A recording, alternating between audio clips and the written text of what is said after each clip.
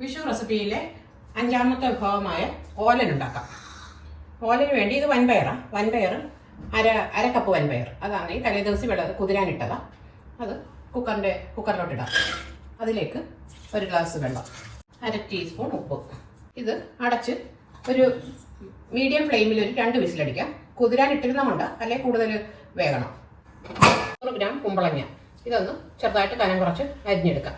ഇത് അരമുറി തേങ്ങയിൽ നിന്നുള്ള ഇത് 2-ാം പാല്. 1 ഗ്ലാസ് 2-ാം പാലും 1/2 ഗ്ലാസ് 1-ാം പാലും എടുത്തു വെക്കാം.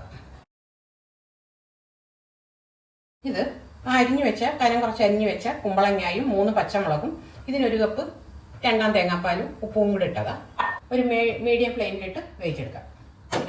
ഇത് വെന്തിട്ടുണ്ട്. ഇനി ഈ വൻപയർ വേവിച്ച് ഇതിലേക്ക് ഇടാം. ചെറിയ തീയിലിട്ടിട്ട് ഈ 1/2 കപ്പ് തേങ്ങാപ്പാലും 1-ാം പാലും ഒഴിക്കാം. കുറച്ച് കറിവേപ്പില ഇടാം. ഓഫാക്കാം. 1 ടീസ്പൂൺ വെളിച്ചെണ്ണ ഒഴിക്കാം. എന്നിട്ട് അടച്ചു വെക്കാം. ഇനി ഇതൊന്ന് എടുക്കാം.